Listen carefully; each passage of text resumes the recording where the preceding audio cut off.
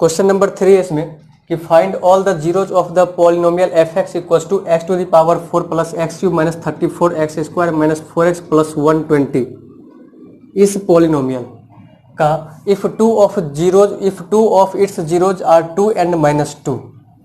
Polynomial आपके पास जो है वो क्या है, f x equal to x to the power 4 plus x cube minus 34 x square minus 4x plus 120। ये क्या रहा, एक पॉलिनोमियल। और ये किस टाइप का पॉलिनोमियल है, तो बाई क्वाड्रेटिक पॉलिनोमियल है ये, ठीक है। या फिर इसे क्या बोलते हैं, क्वाड्रेटिक पॉलिनोमियल। इस पॉलिनोमियल का दो जीरोज दिया हुआ है, दो जीरोज दिया हुआ मीन्स क्या, x का दो वैल्यू दिया हुआ, एक x इक्वल टू 2 और दूसरा x इक्वल टू माइनस 2। तब जाकर के क्या कह रहा है कि फाइंड ऑल द जीरोज। तो find all the zeros means क्या, इसका कितना जीरोज आ सकता है। ये आपका किस टाइप का पॉलिनोमियल है, तो by quadratic. By quadratic polynomial कैसे है, तो सर इस पॉलिनोमियल का डिग्री कितना दिख रहा है आपको, 4 दिख रहा है। इस पॉलिनोमियल का डिग्री जो है वो कितना दिख रहा है, 4। इसका मतलब कि सर इसमें जो है x का वैल्यू वो 4 वैल्यू आएगा इस तरह से, अल्फा बीटा गामा कह लीजिए, अल्फा बीटा गामा और डेल्टा, इस तरह से 4 वैल्यू आएगा। x का मतलब इसका 4 जीरो जाएगा, जिसमें कि दो जीरोज दिया हुआ है, एक x इक्वल टू 2 और एक x equal to minus 2। Find all other zeros means कितना, सिर्फ और सिर्फ इसके बाद दो जीरोज और होगा, ठीक है। इसके बाद दो जीरोज और फाइंड करना, मतलब x का दो और वैल्यू फाइंड करना है। चलिएगा, तो हम लोग सीखते हैं। अगर सपोज कि यहाँ पर आपको कोई भी एक क्वाड्रेटिक पॉलिनोमियल दे दिया जाता है, x square plus 5x plus 4 इस तरह से, तो यहाँ पर हम लोग क्या करते हैं, सेकेंड स्टेप में इसका मिड टर्म स्प्लिटिंग करते हैं, ठीक। जैसे कि एक्स स्क्वायर पहले इक्वल टू 0 करते हैं, फिर उसके बाद क्या करते हैं, mid term splitting, x square plus 4x plus x plus 4 equal to 0। फिर यहाँ से इसको हम लोग क्या करते हैं, पावर क्या बोलते हैं, फैक्टर के फॉर्म में कन्वर्ट करते हैं। तो x कॉमन लेंगे तो x प्लस 4 प्लस 1 कॉमन लेंगे तो x प्लस 4 इक्वल टू 0।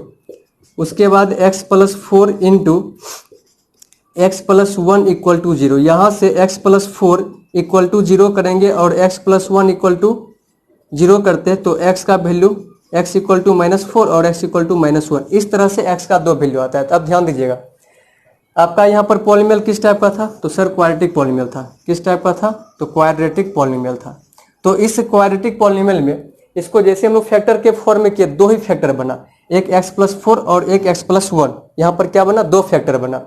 दो फैक्टर बनने के बाद हम लोग इस यहाँ पर क्या कि दोनों को अलग अलग कर दिए, सेपरेट कर दिए। वहां से x का दो अलग अलग वैल्यू आया, एक माइनस 4 एक माइनस 1।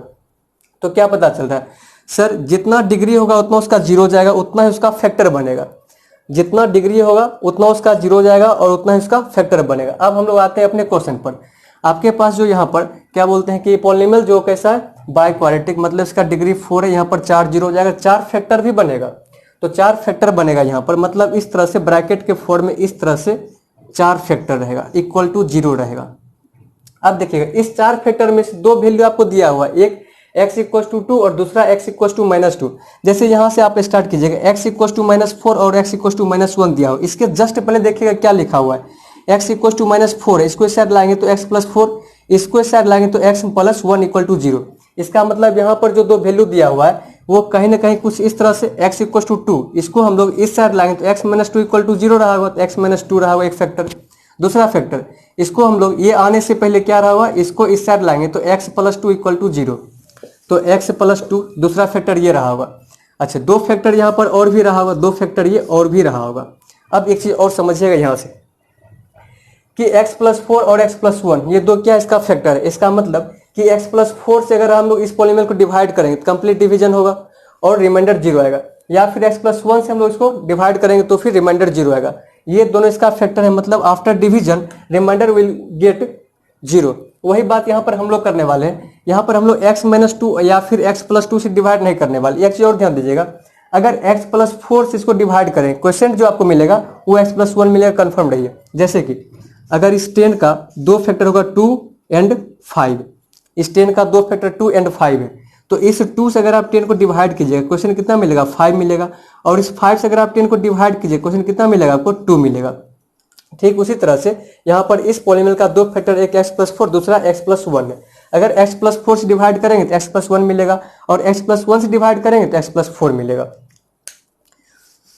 तो x प्लस 4 मिलेगा। ठीक है, तो यही काम हम लोग अभी यहाँ पर करने वाले हैं कि x माइनस टू और x प्लस टू को अगर हम लोग मल्टीप्लाई प्रोडक्ट के फॉर्म में लेकर लिखते हैं, ठीक है, तो यहाँ से जो कुछ भी आपको मिलेगा क्या मिलेगा, a plus b into a minus b, a square minus b square, मतलब x माइनस 4 मिलेगा। इसका एक फैक्टर हम लोग कह सकते हैं कि इस दोनों जीरो से मिला करके एक फैक्टर के फॉर्म में क्या मिलेगा, एक्स स्क्वायर माइनस 4। इस एक्स स्क्वायर माइनस 4 से अगर हम इसको डिवाइड करेंगे, इस एक्स स्क्वायर माइनस 4 से अगर हम इसको डिवाइड करेंगे तो इधर जो आपको इस दोनों फैक्टर का जो प्रोडक्ट मिलेगा फाइनली आपको वो चीज मिलेगा। तो डिवाइड क्यों करें, बेसिकली आपको ये समझाया।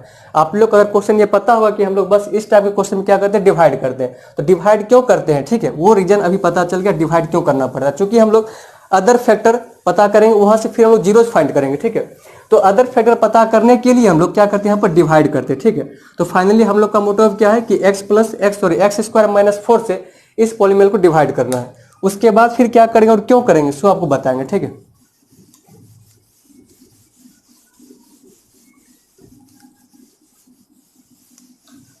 तो आपके पास दो जीरोज क्या क्या है, एक x माइनस टू और दूसरा x प्लस टू। तो क्या काम करेंगे, x minus two into x plus two equal to क्या हो जाएगा, a plus b into a minus b, a square means x square minus b square means 4।